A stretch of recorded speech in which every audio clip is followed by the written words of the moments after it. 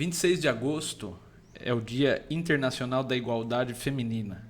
E para falar sobre este tema, recebemos aqui no estúdio Aloísio Carvalho de Moraes, no jornal Terceira Visão, uma convidada com um grande currículo para tratar sobre o assunto.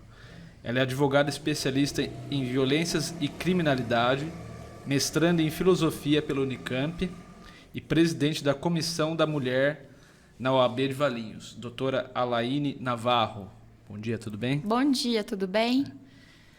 Vamos começar da sua escolha pela carreira de Direito. Por que você optou pela carreira de advogada? Bom, primeiramente, gostaria de agradecer o convite. Acho que é um tema muito pertinente, que a gente sempre tem que estar falando, né? Não estaria aqui falando sobre o direito dos homens, né? Por quê? Porque eles já têm os direitos garantidos. Então, é muito importante sempre bater nessa tecla. Bom, por que eu optei pelo direito? Para realmente ver as coisas acontecendo. E eu acho que realmente as pessoas que amam direito, elas entram na faculdade de direito pensando que elas serão as justiceiras. Tipo, eu vou fazer justiça, eu vou fazer... Aí depois os professores dão uma puxada, falam, calma, não é assim, existe a lei, é dessa forma que você faz. Mas principalmente, a minha monografia foi feita em 2010. A Lei Maria da Penha, que é a lei de violência doméstica, ela saiu em 2006. Em 2010, eu já fiz a minha monografia sobre violência doméstica. Então, meu estudo vem de muito tempo. E por quê? Um dos porquês. Porque eu sofri dentro do meu lar violência doméstica. E a época em que eu sofri isso, era aquele negócio de, paga uma cestinha básica e tá tudo bem. Né? E quando veio a Lei Maria da Penha, eu falei, que coisa maravilhosa. Eu fiquei apaixonada. Eu falei, agora sim o negócio vai para frente. E essa foi uma das que ardeu no meu coração. Tipo, vai fazer direito, Alaine. Você tem o dom para isso. Certo. E a partir desse ponto da advocacia, você trilhou, foi especializando nessa questão pessoal que você citou, em violência e criminalidade. Também foi por conta dessa experiência que você teve na infância, pelos dados que você via que a mulher era vítima, né, chegou até a Lei Maria da Penha. Quais os outros motivos que o levaram nessa especialização? Além de atuar, né, com a Lei Maria da Penha e violência doméstica, que eu acho que é um ramo totalmente de atuação dentro do direito, porque você precisa ter empatia para atender aquela mulher, né? Você não tem como revitimizá-la. Eu vejo, por exemplo, casos em que a mulher chega na delegacia e ela é desacreditada. Mas será mesmo que aconteceu isso? Deixa pra lá, não denuncia não. Ou então o vizinho que fala, familiar que fala. Então, a informação, o conhecimento e um atendimento correto é muito importante, né? Sim. E fazer a lei valer a pena, sim, fazer a lei existir. Tanto é que a Lei Maria da Penha, ela recebeu o prêmio da ONU de melhor lei contra a violência doméstica do mundo. Ou seja, a lei é maravilhosa, a lei é super bem feita. Sim. Mas e aí, ela está acontecendo? Existe efetividade na aplicação da lei? Porque uma mulher que sofre uma violência, ela recebe um papel. Tipo, o agressor não pode aproximar de você 100 metros. O que garante que o cara não vai chegar perto da mulher? Tá, o cara chega, ela liga pra polícia. E aí? Só que até a polícia vir, então é muito delicado, e eu ainda luto e espero para que as coisas melhorem muito. Pegando o gancho da distância, né, do papel, o que ela vai fazer e tal, na Guarda Municipal de Valinhos tem a viatura específica para essas rondas. O que você achou dessa implementação? Sensacional. É a Guardiã Maria da Penha. Isso. Inclusive, no dia 30, nós faremos, a OAB fará junto com a Guarda, nós faremos...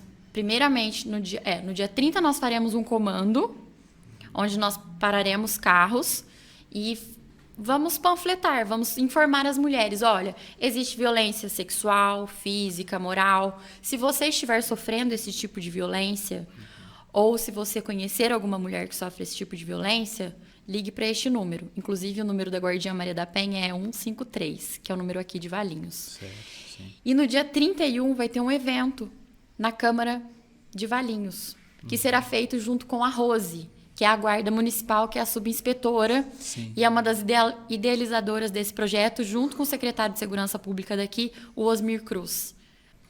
Sobre a questão das aulas de defesa pessoal que a Guarda Municipal e a Prefeitura vem fazendo, né? Já vão para a segunda turma agora. Sim. O que você achou dessa implementação? Inclusive, as também? inscrições estão abertas. Sim. A segunda turma vai começar agora no dia 14 de setembro. Eu acompanhei algumas aulas, acompanhei a formação, e o que eu achei mais lindo deste projeto são golpes iniciais de como a mulher se defender e pedir socorro. Então, assim, veio o agressor por trás, pegou ela. Então, como que ela... O cara com a mão no pescoço dela, como que ela vai gritar socorro?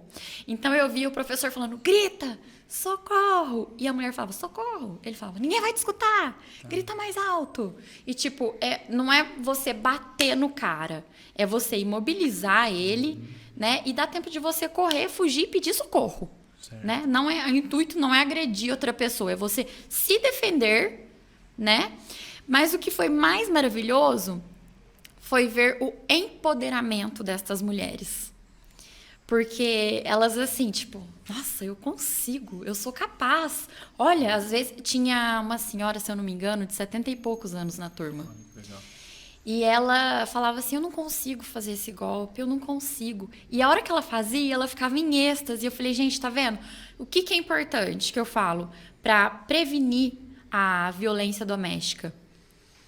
Conhecimento dos direitos que você tem, né? Conhecer o que é a violência doméstica. Porque a violência doméstica ou violência institucional, que existe também no ambiente de trabalho, não é só um tapa na cara, não é um soco. Né? Porque isso é muito fácil de você reconhecer. Existem coisas pequenas, relacionamento abusivo. Começa e vai culminar lá para um tapa na cara, um murro. Eu falo para as minhas clientes, não sejam índice. Não se tornem índices de feminicídio. Então, com essa questão do conhecimento da lei e o empoderamento. Porque a mulher, quando ela conhece que ela está ali sofrendo esse tipo de violência, ela cai no buraco. Sim. E tipo, o que eu vou fazer? Aí você precisa levantar ela, falar, olha, existem meios, existem recursos, nós estamos juntas, vai dar certo.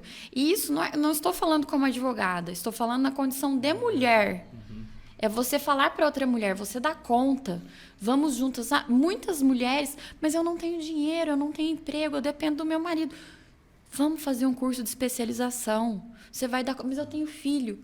Sabe, aquela questão de rede de apoio? Então, assim, é uma questão muito grande, é uma questão muito, muito preocupante, e assim, a gente tenta atuar, né, nas pequenas áreas, dando apoio no trabalho, na rede de apoio, na delegacia. Então, é isso, é um problema muito grande, mas essa questão da defesa pessoal que a guarda e a prefeitura estão oferecendo, maravilhoso o projeto. Inclusive, desculpa te interromper, eu sempre uso salto, né? Como advogada, eu sempre estou com um salto bem grande. E eu falei para o professor, eu quero aprender a lutar de salto. Porque quando o cara vier me pegar, eu vou estar de salto alto. E aí, como que eu vou lutar de salto? Ele falou, você vai ser a primeira da turma a lutar de salto. Então, dia 14, eu vou começar a fazer o curso também. Uma especialização de defesa pessoal mulher de salto. De salto alto. De salto alto. Você citou que até mesmo na delegacia da mulher, ela chega a ser desacreditada lá a ponto de, às vezes, ela ter que explicar por que ela foi vítima de alguma violência, né? Sim. Quais dos praticamente diários casos de violência contra a mulher no país, que dos últimos, que mais te impactaram e você citaria como um exemplo de como a mulher ainda está sendo, ou está sendo cada vez mais, né, vítima de violência, né? Tem casos notórios que tomaram até uma proporção de chegar no tribunal, né? Naquele acho que de Santa Catarina, Do né? aborto. Isso, entre outros. Sim. Mas cite alguns que mais te impactaram. Olha, estes últimos dias foram bem complicados, né? Na comissão da mulher advogada, a gente sempre emite notas de repúdio. Mas estava acontecendo tanta violência, porque teve a questão do aborto da menina, né? Que eu vou falar já já. Depois teve a questão daquela funcionária pública que foi agredida pelo colega de trabalho. E daí você fica sabendo que tem um outro caso ali que não foi divulgado nacionalmente, mas também outra mulher que foi morta com o bebê junto. E o bebê ficou com a perninha presa no berço, encontraram a mãe morta 2 dias depois com o bebê. Então, assim, casos bizarros. Aquele da festa, que depois foi a júri, numa festa que acho que doparam a mulher. Também, depois, também. Aí disseram que não, mas ela consentiu, isso, né? Isso, que foi até um termo que foi utilizado. Exatamente, ela consentiu. É.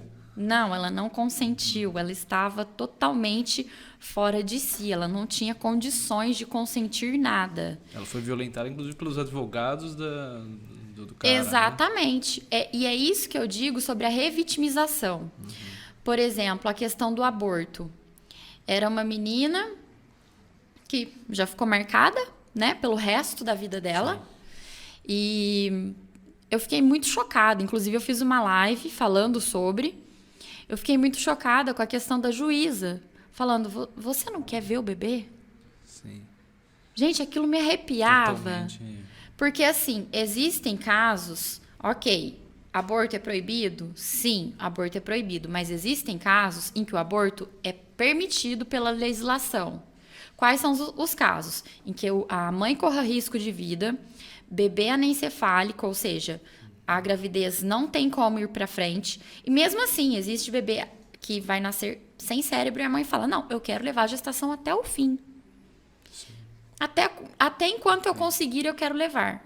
Só que você sabe que você vai ver a barriga crescendo, vai ter o parto e o bebê vai falecer. Não tem como, né? Então, nesse caso, ok, é permitido. Caso de estupro e o caso em que a mãe corra risco de vida. A menina não tinha o corpo formado, né? Embora já fosse uma mulher, mas ela tinha o corpo de uma criança. Então, de certa forma, sim, ela corria risco de vida. Além de ter sido fruto de estupro. Aí depois, ficou a juíza falando, mas você não quer ver o rostinho do bebê? Mas você não quer... E a menina, não. E assim, a juíza ainda jogou para a família a culpa. Porque ela disse assim, mas a sua mãe não conversava sobre sexo com você? Essa coerção violenta, né? A sua mãe não falava para você sobre o uso de preservativo? Gente, a menina, desculpa, agora eu não recordo exatamente a idade dela, 12 anos. Aí depois que foi feito o aborto, foi descoberto que foi um primo, um parente. Mas ele também era da idade dela. Ou seja, os dois eram incapazes. Mas ela consentiu. Não. Menor de 16 anos não consente. Não consente. Ela pode ter 15 anos e ele ter 15. É estupro. Sim. É estupro. Então, nesse caso, foi estupro. E não tinha nem que ter tido aquele julgamento. Não tinha nem que ter tido. Isso daí... Em Campinas tem um trabalho lindo que é feito no CAISME, que é o Centro de Apoio e não sei o que lá da Saúde da Mulher. Existe a lei do minuto seguinte, em que diz que o atendimento é obrigatório e integral pelo SUS para evitar o agravo de danos físicos e psíquicos. E isso é uma coisa que eu tenho vontade de trazer aqui para Valinhos, porque já existe em Campinas, no CAISME, né, no Hospital da Mulher, da Unicamp, em que a mulher passa pela primeira triagem. Passou pela primeira triagem, eles não ficam perguntando para ela. Mas o que aconteceu? Mas você queria? Mas você consentiu? Mas quem que era? Mas você estava bêbada? Não, ela contou a história. Ok, depois vai abrir um boletim de ocorrência. E muita gente acha que quando é estuprada, primeiro tem que abrir um boletim de ocorrência. Não, primeira coisa, você procura ajuda. E Saúde. depois abre um boletim de ocorrência, depois vê se vai ter processo, aí são outros 500. E aí, dentro desse tempo, quanto mais rápido ela procura ajuda, melhor. Porque ela recebe a pílula do dia seguinte e ela recebe um coquetel. Porque se ela foi estuprada por um estranho, para evitar doenças. E ela faz o acompanhamento durante 1 ano, para ver se não manifesta nenhum tipo de doença nela. E lá ela tem a opção, né, de levar a gestação até o fim, ficar com o bebê, ou levar a gestação até o fim e entregar para uma família, ou já cessar a gravidez. Mas, assim, existem psicólogas, elas conversam, elas dão a opção, fala, pensa aí, resolve. E ela também não precisa ficar passando por vários setores, tipo, conversa com a médica, conversa com a enfermeira, conversa com a psicóloga, ela já tem a ficha. Tá. Então, porque senão ela fica revivenciando aquele trauma. Então, falou uma vez, acabou. E é o que a gente vê nas delegacias, né? Nas delegacias, nos tribunais. O caso dessa menina de Santa Catarina. Foi o que aconteceu, a revitimização. Sim. O seu tema de mestrado é o indivíduo em sociedade e comportamentos criminológicos. Sim. Né? Qual a importância de se fazer esse estudo de uma forma sociológica? Né? Tentar entender a partir da sociedade, as influências que ela tem na origem desses crimes. Olha, eu estudo, a minha base de estudos é Freud e Lacan. E eu falo que o Freud é um machista do caramba, né? Porque tudo para ele a culpa é da mulher, tudo é a culpa da mãe. Então, a minha tese é exatamente tentar inverter isso. E entender por que a culpa é da mãe. E será que todo esse patriarcado, todo esse legado, tudo isso já não vem desse pensamento imiscuído dentro da gente de que a culpa é da mãe, porque a esposa tem que cuidar do marido, porque a esposa tem que cuidar das roupas, porque a filha tem que... Agora o filho não, o filho ganha carro, o filho vai pra vida, a filha não, a filha tem que ficar dentro de casa. Então, é nesse sentido também a minha tese de mestrado e também a criminologia, porque eu atendo não só mulheres, eu atendo homens também, né? Então, assim, qual que é a influência qual o reflexo todo esse da sociedade que fez aquele ser humano querer se integrar, ser um indivíduo dentro da massa? O que fez aquilo? E será que a mulher tem um papel nisso? Freud fala que a mulher está totalmente errada. Será? Então, esse é o meu estudo. Assim, levantar questionamentos e reflexões sobre isso. Será que a mulher está tão errada? Será que Freud está tão certo assim? Freud talvez não, mas a importância de se utilizar a psicanálise para entender totalmente o motivo, a motivação desses crimes, sim. Sim, exatamente. E ele é o pai da coisa, né? Então, exatamente. Acho que por um lado ele pode ter... Exatamente. Criou essa abordagem, né? Lógico que vai ter erros e acertos, aí outro Jung vai puxar para um lado, Lacan vai puxar para o outro, né? Mas se você quiser se aprofundar um pouco na questão da psicanálise em si, da utilização dela para chegar à origem dessas violências, né? Citou o seu próprio exemplo de ter sofrido violência, né? Na infância, e como isso pode influenciar tanto na parte de quem foi agredida, quanto do agressor.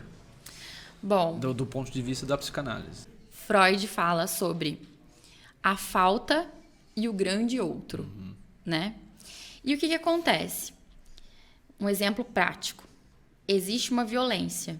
E aí uma outra linha de estudos, que não é de Freud, não é de Lacan, diz que existem os comportamentos repetitivos. Então, aqui está a falta e aqui está o grande outro. E aqui está o comportamento repetitivo.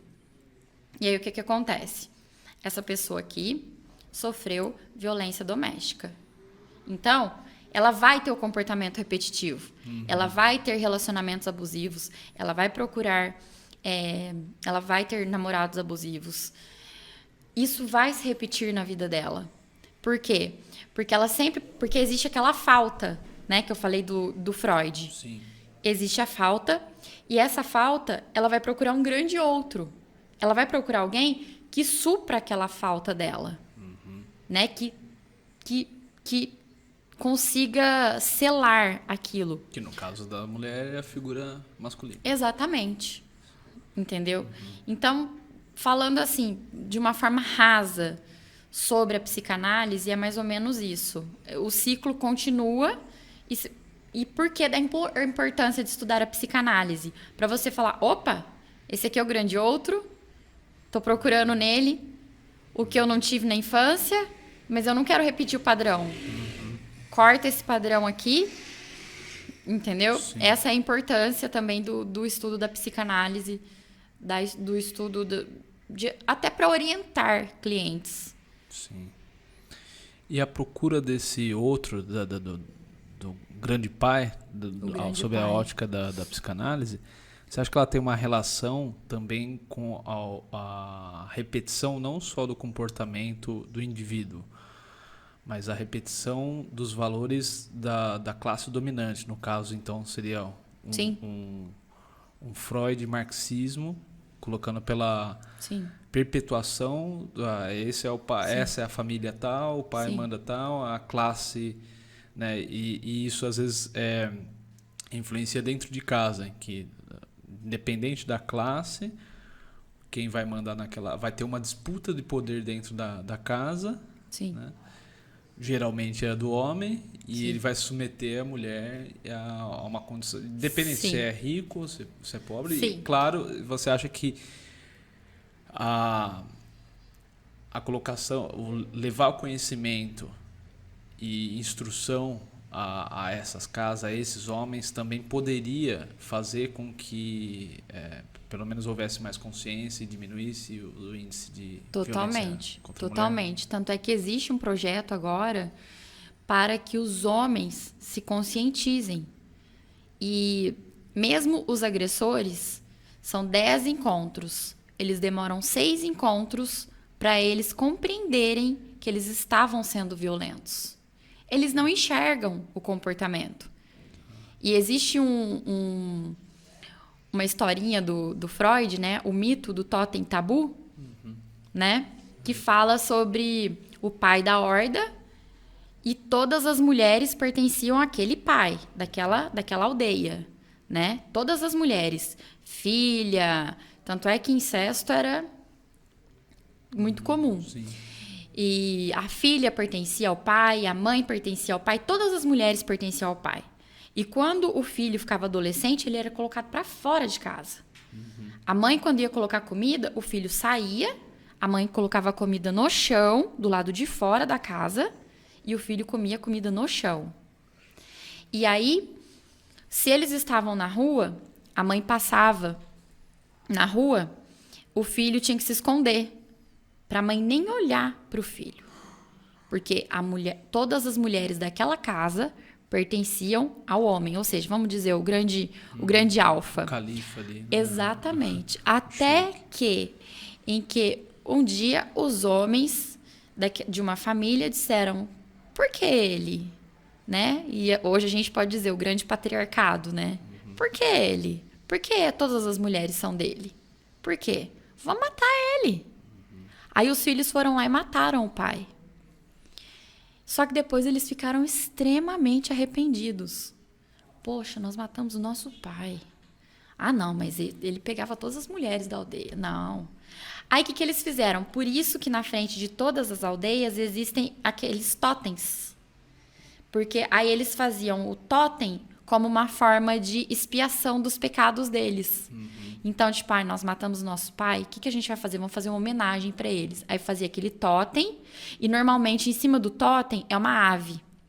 A ave simbolizava o pai, que é como se o pai estivesse ainda sobrevoando a aldeia, vigiando a aldeia, e o totem, né, são rostos, né? Então é como se tivesse, se ele tivesse, fosse a família, aquele totem, e em cima o pai, né, que tá lá em cima sobrevoando, mas ele não tá mais ali. Foi uma forma deles já tentarem quebrar o patriarcado ali. E isso vem pra gente ainda. Existe isso. Sim. Existe. Na época da minha avó, né? Não é tão longe assim, Sim. né? Mas ela, quando ela se casou, ela ganhou uma máquina de costura. Os filhos ganharam terras. Olha a diferença, né? Ainda do Totem Tabu e o Futuro de uma Ilusão, que é da mesma, né, mesma linha de pensamento, né? Basicamente, é a renúncia que o homem tem que fazer dos seus instintos para as regras sociais, né? E o impacto disso, né, no comportamento, né? Exatamente. Vamos fazer um acordo, vai deixar de ser o homem da caverna que traz a mulher pelo cabelo para a caverna, né? Mas, de certa forma, guardadas as devidas proporções, mas não da brutalidade, isso ainda acontece, né? Isso que eu ia dizer. Então, é colocado ainda dessa forma, o instinto ainda prevalece em alguma coisa, em muitas situações. Sim. E eu queria saber quanto você acha que o governo, o poder vigente influencia em conscientizar ou estimular esse comportamento.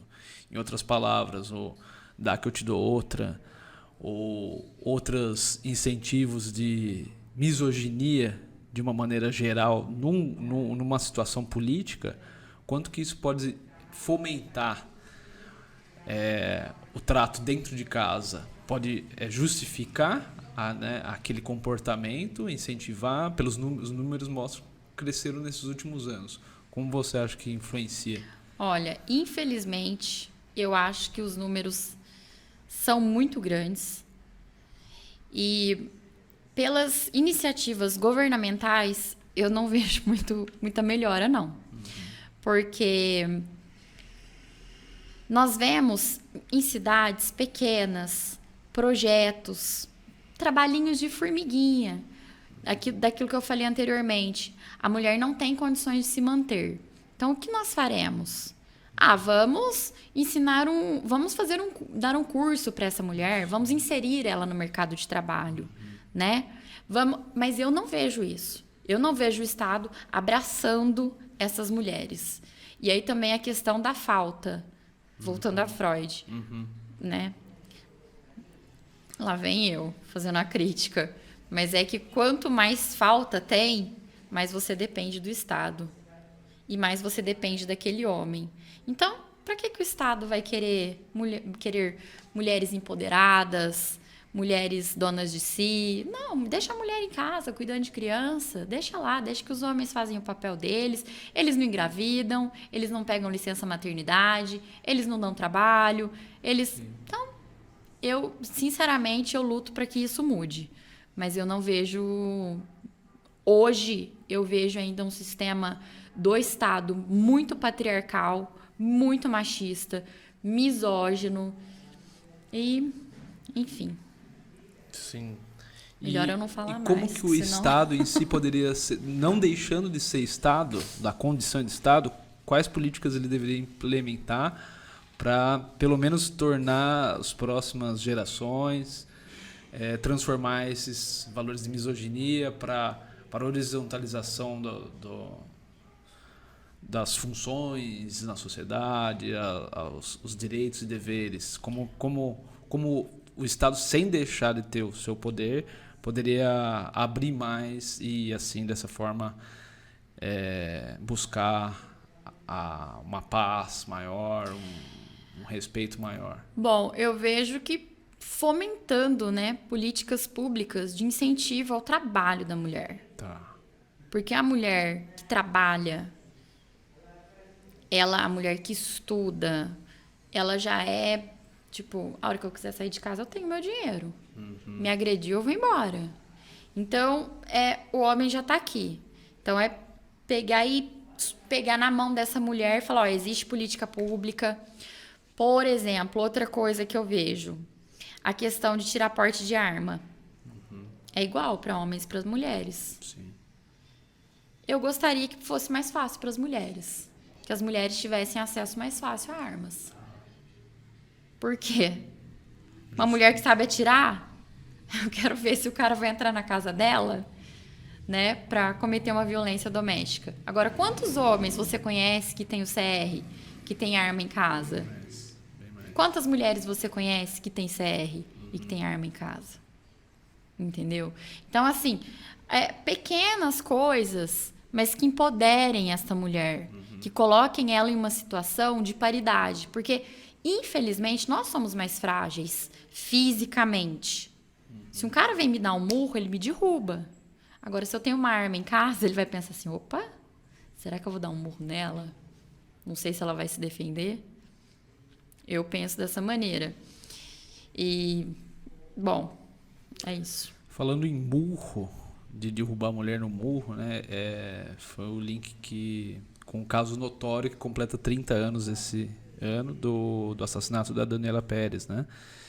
Que foi com murro que o Guilherme de Pádua, hoje ele é um pastor, né, da igreja, ele derrubou a Daniela, colocou no carro e com a ajuda da então namorada dele, né, esfaqueou e tal, né.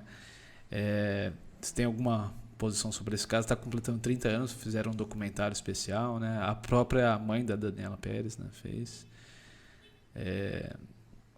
Você lembra desse caso na época? Olha... Eu era criança. Eu também, mas acho que foi o primeiro inclusive, mas... que me assustou, eu lembro. Porque era uma estrela do momento, né? Sim. E ela foi assassinada ali no auge da novela. Sim. Que é um caso notório disso que a gente está falando, né? De violência contra a mulher. Sim. Brutal, com motivações... torpes. Exato. Mas pro lado pessoal, né, que foi motivado por ciúmes, essas questões, né? Porém, de lá para cá, tiveram vários casos que não tiveram a mesma publicidade, mas eles acontecem, né? Ontem eu li que a primeira-ministra da Finlândia está enfrentando assim, uma barra bem pesada porque ela vazou um vídeo dela dançando numa festa. Dançando... em tese, uma coisa normal, né? Mas que ela está enfrentando uma violência, dizer assim, moral, porque ela não deveria estar dançando ali. Então tem também essas restrições. Não, que, como você falou, são vários tipos de violência, não só a física, né? Nesse caso é de restrições do que a mulher deve fazer ou não. Exatamente. Como ela deve fazer, em que hora. Entendi. Né? Ela tem acho que não tem 40 anos, é a primeira-ministra lá e está acontecendo isso. O que você acha dessa questão da violência, de restrições de comportamento? Primeiramente, sobre o caso da Daniela Pérez, em 2015 foi feita a lei do feminicídio, né? Agora, um assassinato contra uma mulher é o feminicídio. E ele foi incluído no rol de crimes hediondos. Ou seja, a pena é maior, não existe fiança, enfim, existem as particularidades jurídicas de um crime hediondo, o que eu já acho excelente. E foi uma luta da mãe dela, né? Lá exatamente, foi uma luta que não conseguiu para o caso dela, porque ele pegou só 6 anos, né? A Paula também. Mas a longo prazo, conseguiram, ainda bem. Eu acho que isso foi uma conquista muito grande. E assim, eu acho chocante eu ainda ser questionada por alguns homens, que eles falam assim, mas por que tem a Lei Maria da Penha e não tem a Lei José da Penha? Peraí, vamos voltar àquela história do TACAP, né? A mulher é minha, vamos para casa, né? Pega pelo cabelo, pega pelo braço, isso existe ainda. Existe homem inconformado, separou, vai lá, vai na casa da mulher, atira, mata. Aquele caso notório em Campinas, né? Em um Réveillon, que o cara tinha separado da mulher, não se conformava, entrou e... Foi no Réveillon, sim, é verdade. Matou a família toda porque ele não se conformava com a separação. Matou, inclusive, o filho, né? Sim. Mas por quê? Porque ele estava inconformado com a separação. Agora, quantos casos a gente conhece de mulher inconformada com a separação que vai lá e mata a família do cara, ou invade a casa do cara, bate no cara. Pouquíssimos são os casos. Então, assim, aquele caso do tacape ainda existe. Puxa pelo braço, vai pra casa, aqui não é seu lugar, vai cuidar do seu filho. Só tipo, mudou a arma. o cara tá na balada, curtindo a balada. Encontra a mulher não pode curtir a balada. Porque, não, mas o filho tá bem cuidado, tá com a avó, tá com o babá, tá cuidado. Do mesmo modo que a mulher tem o direito, o homem tem o direito de estar na balada, a mulher também. E sobre este caso de postura da mulher, eu acho brilhante uma das palestrantes que vai estar aqui no dia 31, a doutora Miriam Ravanelli, ela fala sobre a questão do movimento do funk. Porque antes era só as cachorras, né? Me bate, me joga na vala. Era assim, mas tipo, os homens cantando para as mulheres. E aí o funk veio deu uma reviravolta e falou assim, não, nós somos mulheres, somos faveladas, mas eu faço o que eu quero, a hora que eu quero, rebolo se eu quero, eu uso saia curta se eu quero. Então, você vê uma diferença que tem, uma evolução, né, que teve no funk, nas letras de funk. Porque antes os homens, né, era cachorra, era isso, era aquilo, e agora teve uma mudança. A mulher falou, não, eu vou assumir meu papel. Tanto é que muita gente critica a Anitta. Gente, ela faz o papel dela, ela é empresária, quem curte, curte, quem não curte, ok. Ela tá ganhando o dinheiro dela, fazendo o que ela quer, eu não vejo problema nenhum nisso. Então, é o mesmo caso como é? Ministra Da Finlândia. Da Finlândia. Isso. A mulher tem a liberdade para fazer o que ela quiser. E se ela quiser dançar, e se ela quiser usar roupa curta, se ela quiser, ela que faça. O que ela tá fazendo de errado? Por que tem que ter essa conduta moral ilibada de que eu não posso fazer nada? Dançar. Eu posso fazer. Por que o cara ali pode dançar, pode fazer o que ele quiser? Ou então, não, essa mulher não é legal para casar. Ai, não, essa mulher não vai cuidar dos meus filhos. Para, gente. Já foi isso. Sim. E da Finlândia para o Brasil, aqui ainda, como eu falei, né, há um governo que parece incentivar esses atos misóginos. E aqui em Valinhos, como que está sendo a situação? O que chega para você de casos? Aqui em Valinhos, os casos são bem altos. São bem altos os casos de violência doméstica. E os casos que nós temos, os dados, eles são os dados que chegam à justiça. Agora, pense quantos casos, mas é um número bem alto, um número altíssimo. Eu não sei te dizer agora exatamente quantos casos são, porque o último apontamento que eu vi não foi o deste ano, foi o do ano passado, mas eu fiquei chocada com o número. E eles fazem o estudo por bairros, e principalmente nos bairros mais humildes. Existe o maior número de violência são nos bairros mais humildes. Tanto é que existem projetos que estão sendo levados para estes bairros, mas também nos bairros nobres. Também. O número, mesmo nos bairros nobres, o número é muito alto. Então, isso é bem preocupante. Você considera que o maior acesso à informação, ao conhecimento através da internet, redes sociais ou até mesmo sites especializados, pode, de um lado, fazer com que a mulher se empodere de alguma forma, ela tenha acesso a grupos de apoio, que ela identificar situações em que ela está sendo violentada e às vezes ela não percebe, ela está repetindo, como a gente falou, né? De um lado, ela tem esse acesso, que pode contribuir para a conscientização da situação dela. Mas, pelo outro, esse acesso pode levar ela ao confronto de uma situação. E aí, sim, de repente, ela ter esse embate com a figura masculina, né? Então, de um lado, ela pode ser bom, e o outro, justamente por ela ter esse acesso, ela buscar essa independência independência não, esse empoderamento, né? Uma luta para ser considerado de uma maneira respeitosa. E justamente por isso ter um conflito doméstico Você acha que tem essas duas Não, posições? não. Eu acho que o embate é necessário. Sim. O embate é necessário. Eu costumo dizer que só se vive o propósito quem suporta o processo. E esse processo de conscientização é importante. Sim. A mulher ter este acesso é importante.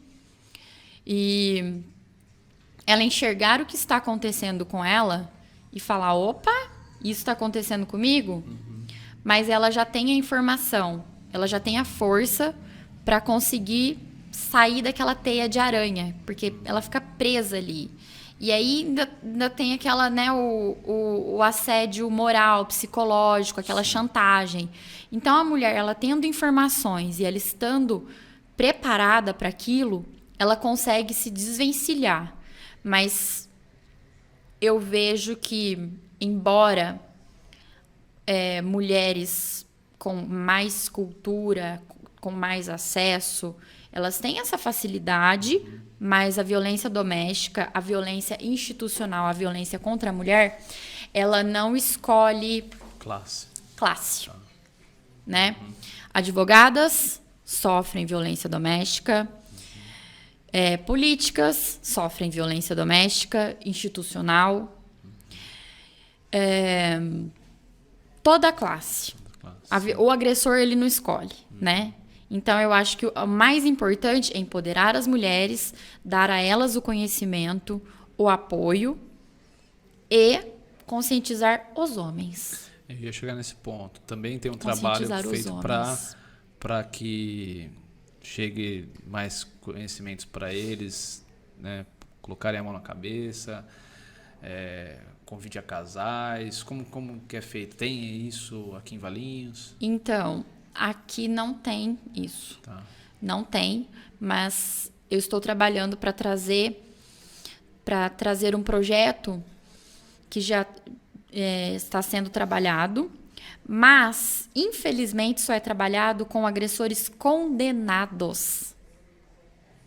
Então, assim, eu queria... Tinha que ser uma coisa mais preventiva, Tinha que ser, né? exatamente, eu queria que fosse preventivo. Então, é um trabalho muito grande, porque isso daí vai envolver Ministério Público, né, juízes, porque o que vai fazer? A OAB vai precisar pegar estes números, estes nomes, convidar estes homens. Olha, vamos fazer um curso aqui de conscientização, etc.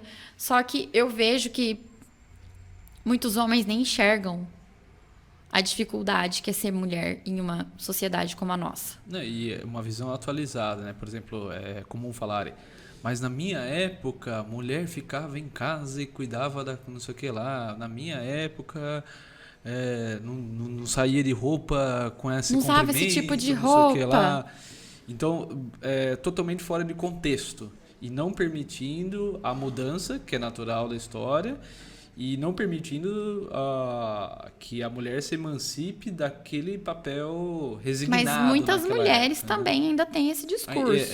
Que muitas mulheres o do homem. Exatamente. Caso, né? Muitas mulheres veem outras mulheres com roupa daquele jeito. Sim. Nossa, na minha época não podia usar esse tipo de roupa. Nossa, na minha época, gente, tá bom. Por que a mulher, algumas tendem a comprar esse discurso? Até politicamente, porque caso não tivesse, né, um certo aí não seria eleito, né? Porque depende então muitas mulheres votaram e vão votar de novo nele. Por que isso acontece? Me diz do ponto de vista mais profundo possível, psicanalítico. Criação machista. De que a mulher tem que ser submissa, de que a mulher... Às vezes a mulher até é emancipada, né? É uma mulher, é uma funcionária pública... É uma figura pública, ela se apresenta bem na sociedade, mas dentro de casa ela quer ser a mulherzinha, né? E aí ela compra aquela ideia. Exatamente, o grande outro, né? Ela tem aquela falta, aí ela precisa voltar e tipo... Ela sabe que ela só vai ter atenção no grande pai se ela for a bonequinha. Exatamente. Exatamente. Mas lá fora ela... Mas lá fora, tá camuflada, exatamente. Tal, né? Mas por exemplo... Eu vejo alguns casos, algumas reuniões que eu faço com algumas pessoas importantes E, ai, tá na hora de terminar a minha reunião, porque meu marido tá esperando eu ir embora pra fazer janta. Tá. Aí eu fico assim, tipo... 2022. Ele não sabe cozinhar? Ou no celular, né? Pedir uma pizza. Ele não tem mão? É. Então, não, eu tenho que ir embora. E ele gosta de arroz feito todo dia. Eu tenho que fazer o arrozinho dele. Eu falo, gente... Então, assim, é difícil você conseguir modificar isso. Mas você vê, assim, que é uma pessoa de uma idade já... normalmente é uma senhora de meia idade. Sim. Já veio de uma criação machista. O pai era machista. Colocava ela naquela posição, naquele pedestal. Tanto é que eu falo assim, quando te colocarem em um pedestal, fuja. Tá. Porque pedestal não é lugar para mulher, não. Ali não é lugar, porque ele vai te endeusar, só que vai te colocar numa gaiola. Então, foge. Não fica no pedestal. Então, é isso. Sim. E, por fim, né, já concluindo, e agradecendo pela presença, obrigado Eu por que agradeço o elucidar convite. essas questões tão necessárias. Imagina. Né? Ainda mais nesse semestre, agora, para se conscientizar sobre o papel respeitoso entre homem e mulher. Né? Entender as questões, né, ao longo do século passado. Né? Essa data de 26 de agosto, ela é essa, porque em 1920 nos Estados Unidos foi dada à mulher o direito ao voto. Né? Uma coisa de pouco mais de 100 anos. O quanto mudou de lá para cá e que continue a mudança progredindo e não retrocedendo o que já foi tão difícil de conquistar ao longo dos últimos anos, né? E isso acontece através de acesso ao conhecimento, levar esse conhecimento, e uma palestra que vai ter dia 30, é isso? Dia 30 será feito o comando. Nós faremos, né, a OAB e a Comissão da Mulher Advogada vai fazer um comando junto com a Guardiã Maria da Penha, né, os guardas que trabalham com a Guardiã Maria da Penha. Faremos um comando aqui em Valinhos e panfletando e explicando para a mulher, olha, violência doméstica é isso. Se você estiver passando por isso, ligue para 153, que é o número da Guardiã Maria da Penha, ou 180, que é o número da delegacia, peça ajuda. Ou se você conhece alguma mulher que esteja passando por isso, peça ajuda. Então, dia 30 será o comando. E no dia 31, às 7 horas da noite, será feito um bate-papo. Vai chamar Saia Curta. Relembrando o Saia Justa, né? Que era aquele bate-papo da Fernanda Young, da Pitty.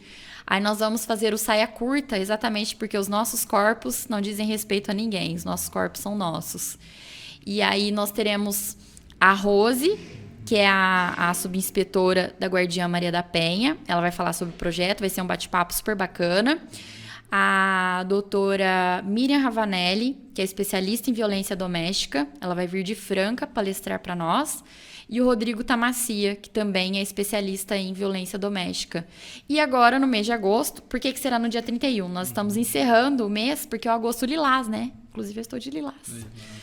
É o agosto lilás, que é o mês de luta pelo fim da violência doméstica. Inclusive, teve uma caminhada, a gente está fazendo vários projetos e agora a gente encerra o mês com esse bate-papo e o convite se estende a todos. Certo. Quer citar a sua rede ou alguma que você recomenda para as mulheres seguirem para ter mais consciência? O meu Instagram é dra.navarro.advocacia1. Bem fácil. Só colocar dra.navarro, que me encontra nas redes sociais. Lá eu sempre posto dicas sobre o que é a violência doméstica, quais os tipos de violência. Então, podem seguir. Tem orientação. E a OAB também está à disposição de todos. Certo. Muito obrigado. Imagina. Lugar de mulher é onde ela quiser. Exatamente.